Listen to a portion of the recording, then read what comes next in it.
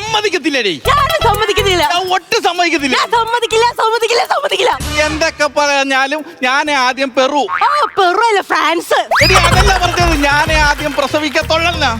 ഞാനൊരു കാര്യം പറഞ്ഞ, നീ പ്രസവിക്കുന്നതിന് 10 മിനിറ്റ് മുമ്പ് ഞാൻ പ്രസവിച്ചിരിക്കും. എന്തായാലും നിന്റെ വയറ്റിൽ വല്ല ടൈം പീസ് ഫിറ്റ് ചെയ്തിരിക്കണം. തുള്ളല്ലേ, നിന്റെ വയറ്റില് സ്പ്രിംഗ് ആണ്, അത് കുഞ്ഞാണാ? അയ്യോ, നീ കൂടുതൽ സംസാരിക്കില്ലടി. എടി ഞാൻ അധികം നിന്നോട് ദേഷ്യപ്പെടാത്തതേ, എന്റെ അടുത്ത് ഡോക്ടർ പറഞ്ഞിട്ടുണ്ട് ബെഡ് റെസ്റ്റ് വേണം, അതുകൊണ്ടാ. ഡോക്ടർ പറഞ്ഞിട്ടുണ്ട് ബെഡ് റെസ്റ്റ് ആവൂല, നിന്റെ വായിക്ക് റെസ്റ്റ് ആയിരിക്കും. അയ്യോ, നീ കൂടുതൽ സംസാരിക്കണ്ടടി. എടി സ്വന്തം ഭർത്താവ് പണി സൈറ്റിൽ നിന്ന് വീണ് കൈയും കാലും ഒടിഞ്ഞ് അവിടെ വീട്ടിൽ കിടന്നപ്പോ അതിന്റെ തലക്കൽ നിന്ന് നീ മേക്കപ്പ് ഇട്ടവളല്ലേടി?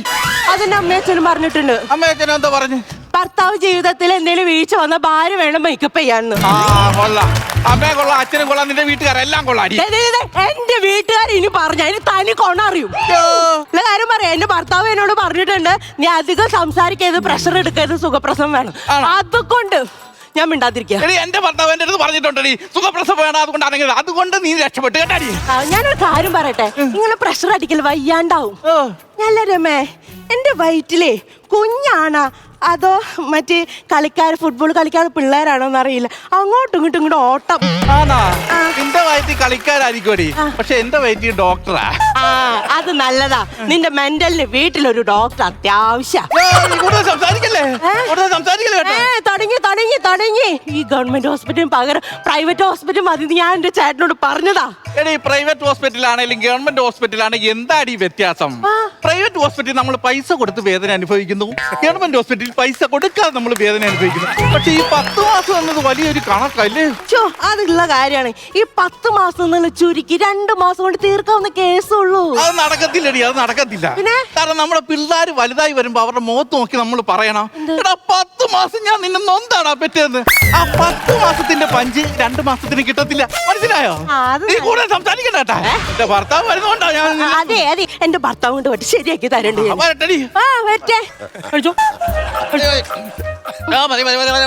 മതിയോ?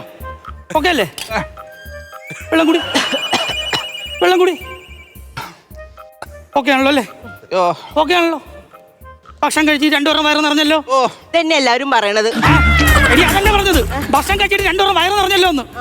ഇത് വീടല്ല, ഹോസ്പിറ്റലാണ്. ശ്രദ്ധിച്ചും ഒച്ച വെക്കാതെ കിടന്നോണം, മനസ്സിലായല്ലോ? അല്ല പിന്നെ ഞാനിപ്പോ വരാം. എന്തുവാടി ഇവിടെ ശല്യം കൊണ്ട് എനിക്ക് ഇവിടെ കിടക്കാൻ പറ്റുന്നില്ല. ഞാൻ പറഞ്ഞേക്കാം, ഇവിടെ കിടക്കണമെന്ന് ആര് പറഞ്ഞു? ഇവിടെ ശല്യം എനിക്ക് സഹിക്കാൻ പറ്റുന്നില്ലെന്ന്. എന്റെ പൊന്നെ, എടി നീ ഒരു കാര്യം മനസ്സിലാക്കണം. എടി നിന്നെ കെട്ടിക്കൊണ്ട് ഞാൻ വീട്ടിൽ വന്നപ്പോ നീയാണ് എന്റെ അടുത്ത് പറഞ്ഞത്, ചേട്ടാ എനിക്കൊരു കൂട്ടുകാരിയുണ്ട്, അവളെ എനിക്ക് മറക്കാൻ പറ്റത്തില്ല, അവളെ കാണാതെ ഇരിക്കാൻ പറ്റത്തില്ല, അതുകൊണ്ട് ചേട്ടൻ അവളെയും കൂടി കല്യാണം കഴിച്ചോണ്ട് ഇങ്ങോട്ട് കൊണ്ടുവരാൻ. പക്ഷെ ഞാൻ അന്ന് പറഞ്ഞതാ, ഞാനിപ്പോ ഗർഭിണിയാ, പരിഗണന എനിക്ക് തരണം. അതാ ഞാൻ ഒരു പരിഗണന തരുന്നില്ലേ? അവിടെ മാത്രം പരിഗണന കൊടുത്താ പോരെ, എനിക്ക് വേണം. ഇതേ ഫുട്ബോൾ വിഴുങ്ങിയതല്ല, ഇത് നിങ്ങളെ കുഞ്ഞ് തന്നെ, എനിക്കും വേണം പരിഗണന. നീ ആദ്യം ഒരു കാര്യം മനസ്സിലാക്കണം. നീ വീട്ടിൽ വന്ന് നിൽക്കാൻ കാരണം അവളാ. ഞാൻ വീട്ടിൽ വന്ന് നിൽക്കാൻ കാരണം അവളാണെങ്കിലും ഞാൻ ഇവിടെ വന്ന് നിൽക്കാൻ കാരണം നിങ്ങളാ. ഞാനൊരു കാര്യം പറഞ്ഞ് മനസ്സിലാക്കി തരാം. നിങ്ങൾ 2 പേരും കൂടി ഇങ്ങനെ വഴക്കിട്ട് കഴിഞ്ഞാൽ കുഞ്ഞിന് ആരോഗ്യത്തോടെ പ്രസവിക്കാൻ പറ്റത്തില്ല, മനസ്സിലായോ? ആരോഗ്യത്തിന്റെ കാര്യം പറയുമ്പോഴാ നിനക്ക് ആപ്പിള് വേണം, എനിക്ക് വേണ്ടടി, എനിക്ക് വേണം.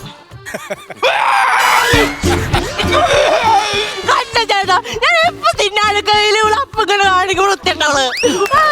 എന്റെ പൊന്നു വഴിച്ച് ഒരു കാര്യം മനസ്സിലാക്കണം, നിങ്ങളുടെ കുട്ടിയെ വയറ്റിലിട്ടോണ്ട് ഞാൻ എന്തോരം സഹിക്കുന്നുണ്ടെന്നറിയാവോ? നിങ്ങളുടെ കുട്ടീനെ വയറ്റിലിട്ട് ഞാൻ എന്തോരം ഛർദ്ദിക്കുന്നു അറിയോ? നിങ്ങൾ 2 പേരും ഒരു കാര്യം മനസ്സിലാക്കണം. നിങ്ങൾ 2 പേരും എന്റെ തലേ വന്നോണ്ട് ഞാൻ എന്തോരം സഹിക്കുന്നത് നിങ്ങൾ മനസ്സിലാക്കാത്തതെന്താ? എടി ഞാനൊരു കാര്യം പറഞ്ഞു, നീ ഇവിടെ ഇരുന്നടി. എടി നമ്മൾ 3 പേര് എന്തായാലും നമ്മൾ സെറ്റാണല്ലോ. ഞാൻ പറയുന്നത്, നമ്മൾ ഇങ്ങനെ ഈ പ്രസവ സമയത്ത് ഇങ്ങനെ വിഷമങ്ങളും വഴക്ക് വിട്ട് കഴിഞ്ഞാൽ നമ്മുടെ കുഞ്ഞുങ്ങൾ നെഗറ്റീവായി പോകും. അപ്പൊ അതുകൊണ്ട് നമുക്ക് ഹാപ്പി ആയിട്ട് എന്തെങ്കിലും സംസാരിക്കാം. ഓക്കെ അല്ലേ? നിന്റെ കുഞ്ഞ് വലുതാകുമ്പോ നിനക്ക് ആരാക്കണമെന്ന് ആഗ്രഹം? എന്റെ നേരത്തെ ആഗ്രഹം ഡോക്ടർ ആക്കണം. നല്ല നിന്റെയോ? എനിക്ക് നമുക്ക് കളക്ടർ ആക്കിയാൽ മതി.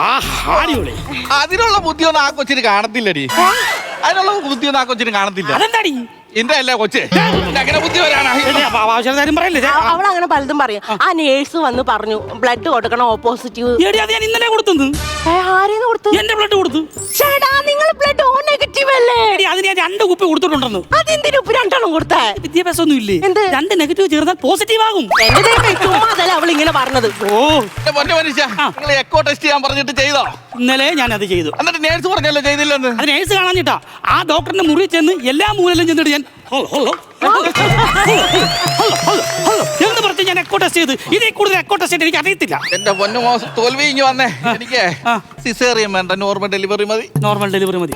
എടി അത് ഇങ്ങനെയൊന്നും ഈ ഗർഭിണിയായിട്ട് വീട്ടിൽ കയറുന്നിടത്തും കാര്യമില്ല.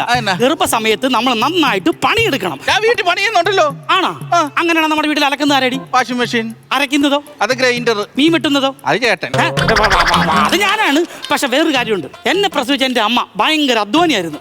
എന്റെ അമ്മ എന്നെ പ്രസവിച്ചിട്ട് എവിടെയാണെന്നറിയോ? എവിടെയാ? കിണറ്റിലായിരുന്നു. കിണറ്റിൽ പ്രസവിക്കാൻ നിങ്ങൾ എന്താ മാത്രമായിരുന്നാ? മാത്രമായിട്ടല്ലടി. എന്റെ അമ്മ ഒരു ദിവസം ഇങ്ങനെ വെള്ളം കോരാൻ വേണ്ടി കിണറ്റിങ്കര ചെന്നു.